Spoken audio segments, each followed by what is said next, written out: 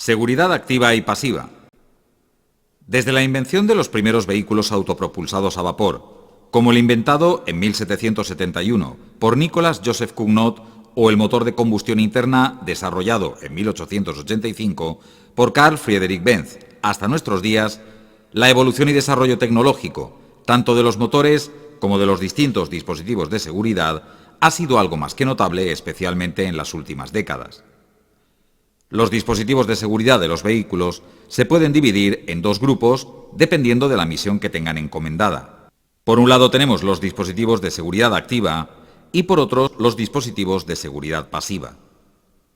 Los dispositivos de seguridad activa serán todos aquellos mecanismos y dispositivos que tengan como finalidad el reducir la probabilidad de sufrir un accidente, es decir, que su labor tiende a que no se produzca el accidente.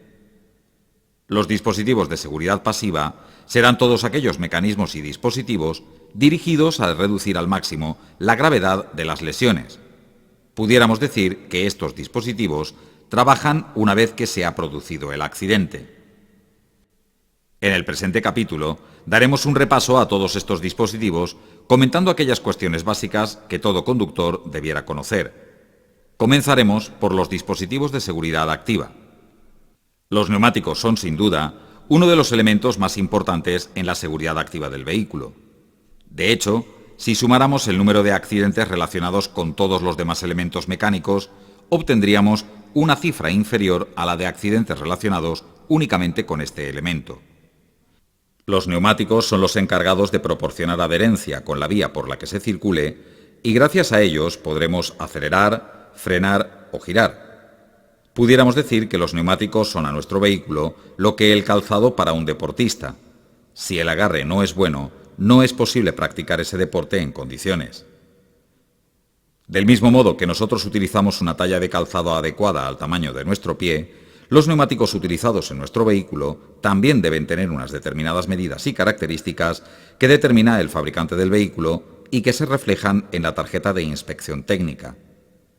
Para saber si un determinado neumático responde a esos requisitos exigidos, deberemos fijarnos en las inscripciones que aparecen en los laterales. Tomemos como ejemplo la inscripción que vemos en el lateral de este neumático. El primer número nos indica la anchura del neumático expresada en milímetros, es decir, que nuestro neumático tiene 185 milímetros de ancho. El segundo número nos da información en forma de porcentaje sobre lo alto que es nuestro neumático, lo que también se denomina perfil.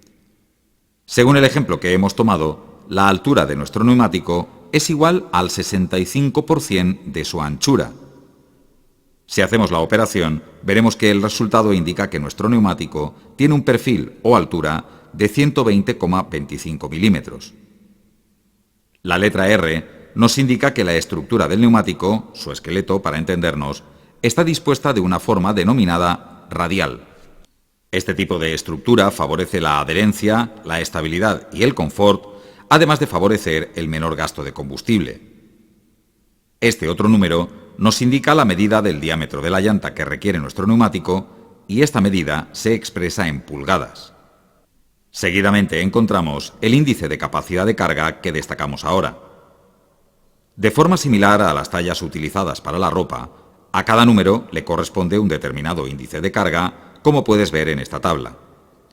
En nuestro ejemplo, el índice de carga es 88, lo que quiere decir que cada neumático es capaz de circular soportando 560 kilogramos como máximo. Finalmente tenemos el código de velocidad, que nos da información sobre la velocidad máxima a la que puede rodar ese neumático en condiciones favorables. También podríamos comparar ese dato con las tallas de ropa, ya que a cada letra le corresponde una determinada velocidad máxima. Como puedes ver en la tabla, en el caso del neumático que hemos tomado como ejemplo, la velocidad máxima que podría soportar será de 190 km por hora. La inscripción tubeless indica que el neumático se monta sin cámara, es decir, que el aire va alojado directamente entre la llanta y el neumático. Estos neumáticos tienen la ventaja de perder el aire poco a poco en caso de pinchazo, lo que impide que perdamos bruscamente el control de la dirección. Sin embargo, hay que ser cuidadoso con posibles golpes en los bordillos, ya que si se deformara la llanta, podríamos tener una fuga de aire por ese punto. El dibujo es el encargado de canalizar y expulsar el agua que el neumático encuentre a su paso, y para que esta tarea sea eficaz, se le exige al dibujo una profundidad mínima de 1,6 milímetros. Para poder comprobar el desgaste de nuestro neumático, deberemos buscar en su flanco un indicador de desgaste. Si el dibujo del neumático está al nivel de ese indicador de desgaste, deberemos cambiar el neumático lo antes posible, ya que su profundidad se encuentra en el límite legal. Otro dato importante es la fecha de fabricación, que aparece en forma de número de 4 dígitos. Los 2 últimos dígitos indican el año en el que se ha fabricado y los 2 primeros indican en qué semana. Este dato es importante, ya que hay que tener presente que conviene cambiar los neumáticos a los 5 años de haber sido fabricados, aunque su aspecto externo sea bueno. La razón es que el caucho se endurece con el tiempo, perdiendo de este modo elasticidad y adherencia. Pero para un buen comportamiento del neumático, no solo será necesario que sus dimensiones se correspondan con las indicadas en la tarjeta de inspección técnica, sino que además deberán estar inflados a la presión que indique el fabricante. Esta presión de inflado será distinta dependiendo de si se trata de las ruedas delanteras o traseras, y también variará dependiendo de si el vehículo circula con poca carga o próximo a su carga máxima. Dependiendo de las condiciones de uso, la presión deberá ser una u otra según las indicaciones del fabricante. Revisar la presión de inflado 1 o 2 veces al mes, así como antes de efectuar un viaje largo, nos permitirá evitar desgastes irregulares de la banda de rodadura y mayores consumos de combustible de lo debido, además de reducir el riesgo de reventón. Y aunque el desgaste es algo normal con el uso, cierto es que hay una serie de medidas que pueden hacer que el desgaste de los neumáticos sea mayor o menor. La velocidad elevada, la conducción a base de acelerones y frenazos, el subir bordillos, la carga excesiva, las carreteras con muchas curvas y el calor son factores que contribuyen a acelerar el desgaste del neumático. Pero en cualquier caso, si notamos algún comportamiento raro como vibraciones o ruidos, lo mejor será acudir a un taller especializado. El sistema de frenado es el encargado de hacer perder velocidad al vehículo, llegando incluso a detener su marcha si fuera preciso. Aunque no son frecuentes los fallos en este sistema, un mantenimiento mínimo y una serie de revisiones periódicas reducen la probabilidad de averías inesperadas. Pero en cualquier caso, el uso de los frenos implica un desgaste normal de las pastillas, lo que supondrá que debamos cambiarlas cada cierto tiempo. También habrá que verificar con cierta frecuencia el nivel del líquido de frenos. Ya que los frenos no consumen líquido de ningún tipo para su funcionamiento, un apreciable descenso del nivel de líquido puede ser síntoma de alguna fuga en el circuito, como también lo es la aparición de manchas cerca de las ruedas. Además de un adecuado mantenimiento del sistema de frenado, también es muy conveniente saber cómo utilizar los frenos, especialmente en caso de emergencia. Ante una frenada de este tipo, es muy importante no llegar a bloquear las ruedas, ya que además de necesitar más metros para detener por completo el vehículo, no podremos controlar la dirección, siendo más difícil controlar la trayectoria del vehículo. En situaciones límite, actuaremos de distinto modo dependiendo de si nuestro vehículo dispone del sistema convencional de frenos o si dispone de sistema ABS. Si el sistema de freno es convencional, aplicaremos la máxima presión posible sobre los frenos para ir reduciéndola progresivamente a medida que disminuya la velocidad del vehículo, evitando así el bloqueo de las ruedas. Ciertamente esto es algo complicado. Sin embargo, si el vehículo dispone del sistema ABS, deberemos presionar el pedal con la máxima energía posible, manteniendo esta presión hasta el final. La electrónica de este dispositivo se encarga de detectar cuándo se está a punto de bloquear las ruedas, ajustando la presión de forma automática. De este modo, no perderemos el control de la dirección. Si el sistema funciona como es debido, notaremos una vibración extraña en el pedal del freno, síntoma de que el ABS funciona bien. En ambos casos, conviene pisar el pedal del embrague antes de la completa detención del vehículo para evitar el calado del motor. La función del sistema de suspensión es la de mantener los neumáticos en contacto permanente con el asfalto. Si su funcionamiento no es el adecuado, nos encontraremos con los siguientes problemas.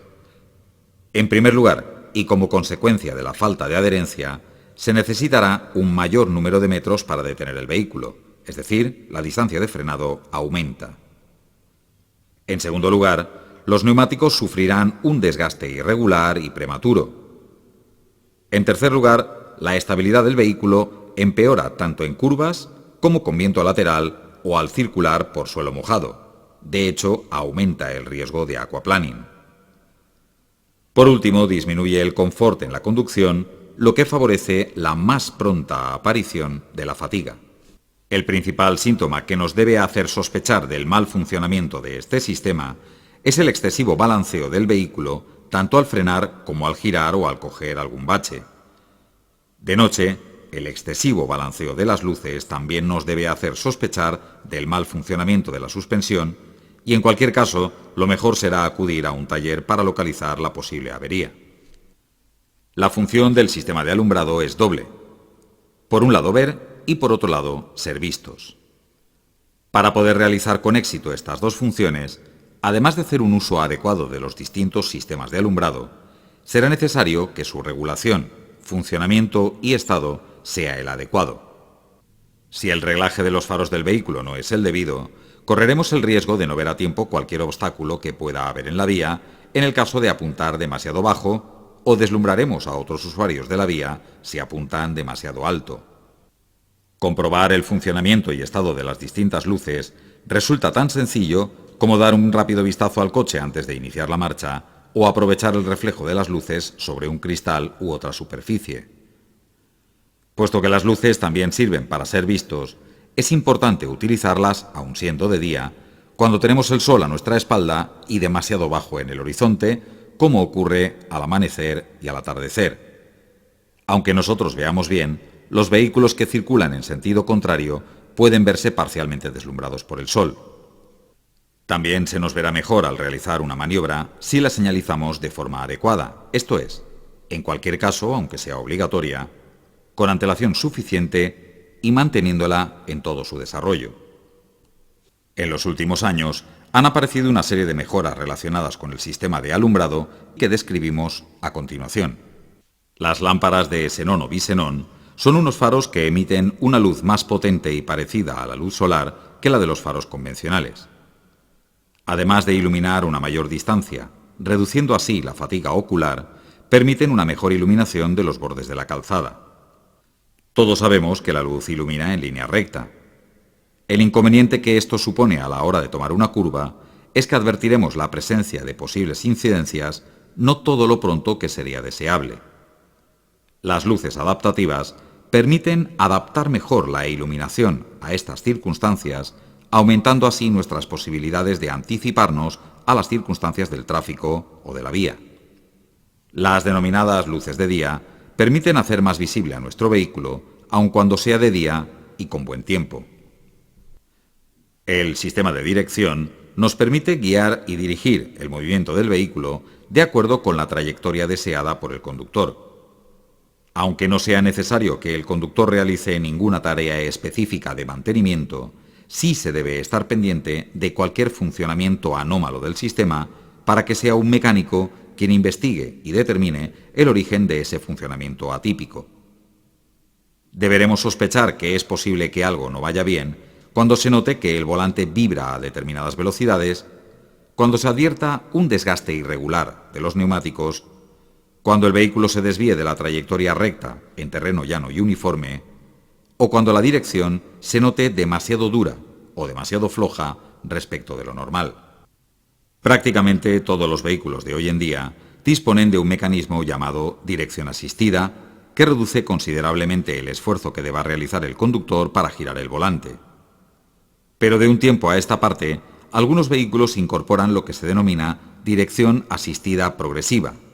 Este sistema modifica automáticamente la dureza del sistema de dirección de tal modo que se vuelve más ligera cuando el vehículo circula a muy baja velocidad, lo que facilita la maniobra de estacionamiento, mientras que se endurece a velocidades más elevadas para garantizar un mejor control de la trayectoria en estas circunstancias. La utilización de componentes electrónicos e informáticos es cada vez más frecuente en los automóviles. Esto permite poner al servicio de la conducción una serie de funciones que mejoran el comportamiento del vehículo en situaciones comprometidas. El control electrónico de estabilidad detecta si el vehículo comienza a derrapar, bien al tomar una curva o bien al esquivar un obstáculo.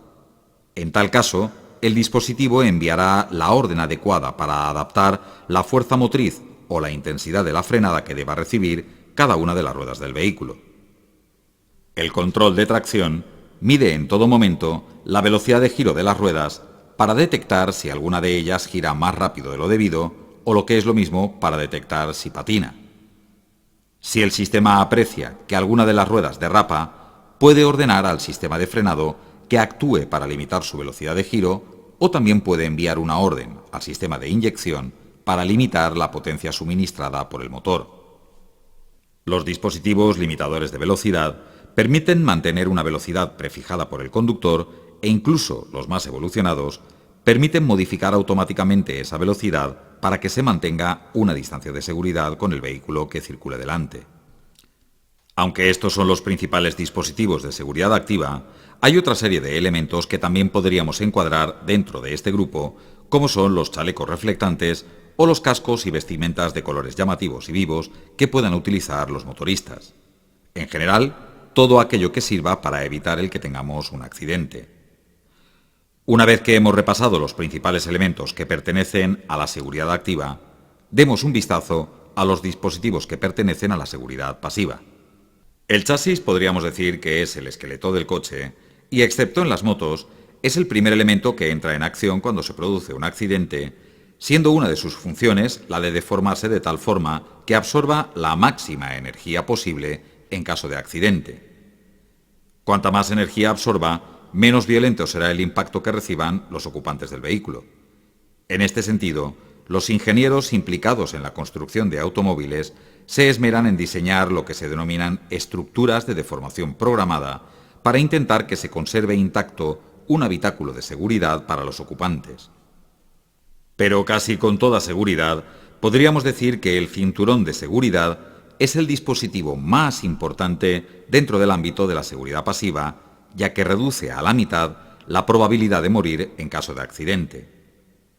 Los cinturones de seguridad comúnmente utilizados en la actualidad tienen 3 puntos de anclaje, lo que determina la existencia de 2 bandas de sujeción, una torácica y otra abdominal. Para conseguir la mejor sujeción posible, es necesario seguir escrupulosamente una serie de pautas. La banda torácica deberá pasar sobre la clavícula, entre el cuello y el hombro, y descender por el centro del pecho. La banda abdominal deberá colocarse sobre los huesos de la cadera, es decir, sobre la pelvis, o lo que es lo mismo, por debajo de la pancheta. Colocar el cinturón de forma distinta favorece el que el cuerpo no quede retenido en caso de accidente. Una vez abrochado, deberemos evitar cualquier holgura posible. Para ello, conviene estirar el cinturón ligeramente hacia arriba para ceñirlo al cuerpo, pero sin apretar, y comprobar que la banda no esté enrollada en ningún punto de su longitud. La holgura que pueda haber entre el cinturón y nuestro cuerpo también puede ser debida a la utilización de chaquetones o abrigos voluminosos, por lo que conviene evitar estas prendas dentro del vehículo. Date cuenta de que si hay holgura, aunque sea muy poca, las fuerzas que se originan en caso de colisión son lo suficientemente intensas como para hacer que impactemos violentamente contra el volante o el parabrisas. No en vano, si la banda abdominal del cinturón no está convenientemente ajustada, aumenta considerablemente el riesgo de lo que se denomina efecto submarino. ¿Qué es esto del efecto submarino? Llamamos de esta forma a la acción que tiene lugar cuando el cuerpo se desliza entre la banda abdominal del cinturón y el asiento. Para evitar este efecto, además de ajustar bien el cinturón de seguridad, se debe mantener una postura de conducción adecuada, sin reclinar el respaldo en exceso, y no utilizar elementos inadecuados tales como toallas, almohadones o cojines. Otros elementos que ayudan a evitar la posible aparición de este efecto submarino en caso de accidente son los pretensores pirotécnicos, mecanismos que aseguran una mejor sujeción del cuerpo en caso de accidente al dispararse de forma automática cuando se registra un fuerte impacto en el vehículo. La peligrosidad que entraña la existencia de holgura entre el cinturón y el cuerpo hace que la ley de tráfico prohíba, en cualquier caso, la utilización de pinzas o dispositivos que impidan el adecuado ajuste del cinturón al cuerpo. Pero a pesar de lo extraordinariamente ventajoso que resulta el uso del cinturón para nuestra seguridad, la ley considera una serie de casos en los que se puede estar exento del uso del cinturón de seguridad, es decir, que no se está obligado a su uso.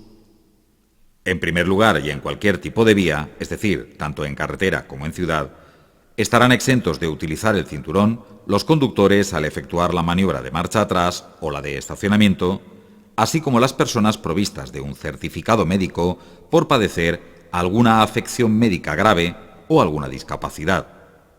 Este certificado se tiene que llevar encima al viajar en el vehículo. En segundo lugar, estarán exentos, pero solamente dentro de poblado, los taxistas cuando estén de servicio, ojo, el viajero sí que está obligado al uso del cinturón, los distribuidores de mercancías cuando carguen y descarguen en lugares próximos unos a otros, los conductores y ocupantes de vehículos que presten un servicio de urgencia y los profesores de las autoescuelas en el ejercicio de su trabajo. Pero la importancia del uso de este dispositivo adquiere una especial dimensión al hablar de dos colectivos: las mujeres embarazadas por un lado y los niños por otro. Las mujeres embarazadas están obligadas a utilizar el cinturón de seguridad como cualquier otro usuario del vehículo. Ciertamente, un accidente de tráfico no tiene pinta de ser lo más saludable para el feto, pero desde luego lo menos lesivo para él será que la futura madre haga un adecuado uso del cinturón de seguridad, y para ello es especialmente importante que la banda abdominal pase por debajo de la barriga. En el mercado existen dispositivos especiales que ayudan a ello. En general, ni los vehículos ni sus sistemas de seguridad han sido adaptados para los niños, lo que nos obliga a hacer uso de un dispositivo de retención específicamente diseñado para ellos. El principal elemento a tener en consideración a la hora de elegir un dispositivo de retención infantil es el peso del niño. Otros parámetros como la edad o la estatura no tienen la misma importancia. Pero también hay que tener en cuenta otras consideraciones relacionadas con la colocación del dispositivo, como no instalar una sillita para niños en una plaza equipada con un airbag frontal, a menos que éste se desconecte, o utilizar preferentemente los asientos traseros porque suelen estar menos afectados por impactos laterales. De todas las plazas traseras, la central será la que resulte más segura para los niños. Para anclar el dispositivo de retención infantil, se puede utilizar el cinturón de seguridad de la plaza en la que se pretende colocar, u otros sistemas como el ISOFIX, que garantizan una sujeción más firme. Para intentar minimizar la gravedad de las lesiones internas que pudieran producirse como consecuencia de la brusca deceleración que implica el bloqueo del cinturón en caso de accidente, los vehículos equipan en sus cinturones de seguridad sistemas limitadores de carga que permiten aliviar un exceso de presión del cinturón sobre el pecho o la pelvis. Un eficaz complemento del cinturón de seguridad es el airbag. Se trata de una bolsa que se hincha en unas milésimas de segundo, a unos 300 km por hora, cuando sus sensores detectan un impacto de una cierta intensidad.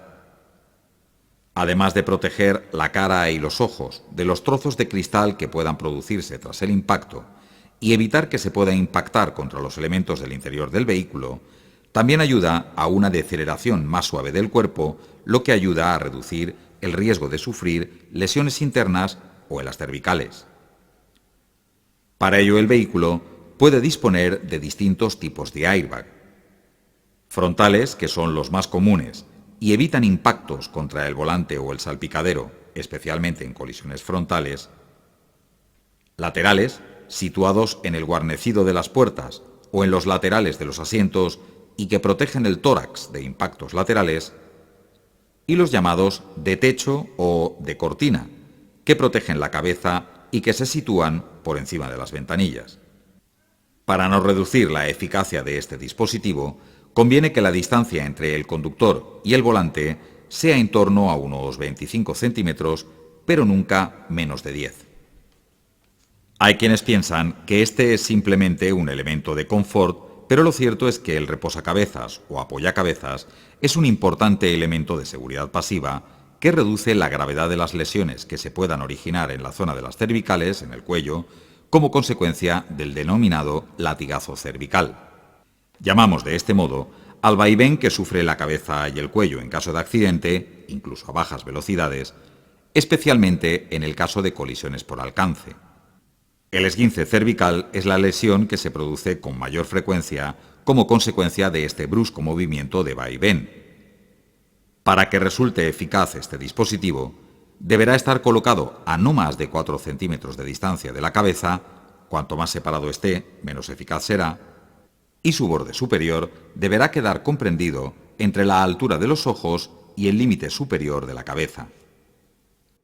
En el caso de motocicletas y ciclomotores, el casco es un importante elemento de seguridad pasiva. Sus indiscutibles beneficios son de una importancia tal que hace que su uso resulte obligatorio tanto para el conductor como para el viajero de esta clase de vehículos en cualquier tipo de vía, aunque se trate de trayectos extraordinariamente cortos o que se realicen a bajas velocidades. En primer lugar, absorben y distribuyen por toda su estructura la energía del impacto que se sufra en caso de accidente, evitando que el golpe se concentre en un punto concreto de la cabeza. De este modo, se reduce el riesgo de lesiones graves. En segundo lugar, protegen de la abrasión que se pudiera producir mientras el cuerpo se arrastra por el suelo. No pierdas de vista que en caso de accidente lo más fácil es que el conductor salga despedido de su vehículo y caiga al suelo, arrastrándose unos metros por efecto de la inercia. Por último, también protege del golpe contra piedras u otros elementos que puedan impactar contra la cabeza. En el mercado existen una gran variedad de cascos. Los denominados jet quizá resultan más cómodos de llevar, pero no protegen bien la cara en caso de caída. Los cascos integrales, al ser totalmente cerrados, son los que ofrecen la máxima protección. Por último, los modulares quedarían a mitad camino entre unos y otros. Pero al elegir un casco también es muy conveniente que se tengan presentes estas consideraciones. El casco puede estar fabricado con fibra de vidrio o con policarbonato. Si elegimos un casco de esta clase, de policarbonato, deberemos tener presente que tienen una caducidad y que puede perder propiedades si lo pintamos o colocamos pegatinas en su superficie. Los cascos también tienen tallas y a la hora de elegir la nuestra deberemos tener presente que el casco se ajuste bien a nuestra cabeza. Una leve presión en los pómulos es indicio de que esa es la talla adecuada. No hay que tener miedo por esa presión, ya que con el tiempo el acolchado del casco cederá un poco. Si utilizas gafas para corregir algún defecto de visión, conviene que te pruebes el casco haciendo uso de ellas.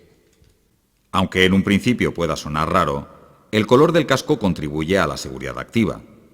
Los cascos de colores claros, brillantes, reflectantes o llamativos favorecen el que seamos vistos con mayor antelación en cualquier caso. También es importante comprobar la aireación y ventilación del interior del casco y la posibilidad de que su pantalla o visera sea anti-bao. La homologación es una garantía de calidad. Si un casco no dispone de esta etiqueta, recházalo. No solo es cuestión de que el uso de los cascos no homologados esté prohibido. Nuestra seguridad es lo primero. Para finalizar, llamaremos tu atención sobre dos importantes aspectos relacionados con los dispositivos de seguridad de los vehículos. En primer lugar, es importante no sobrecompensar las mejoras que los distintos dispositivos puedan ofrecernos. Lo que queremos decir con esto es que si, por ejemplo, nuestro vehículo equipa un sistema que permite acortar la distancia de frenado y mantenemos la misma distancia de seguridad que hubiéramos mantenido de normal, conseguiremos disfrutar de un mayor margen de seguridad. Pero si, como ahora, podemos frenar más, lo que hacemos es aumentar la velocidad a la que circulamos o acortar la distancia con el vehículo que llevamos delante, lo que conseguimos es no beneficiarnos de las ventajas de ese dispositivo. En segundo lugar, los dispositivos de seguridad activa y pasiva no obran milagros y serán eficaces dentro de unos márgenes. Si circulamos a velocidades elevadas, lo más fácil es que podamos quedarnos como un sello en caso de accidente, es decir, estampado, o lo que es peor, que matemos a otros.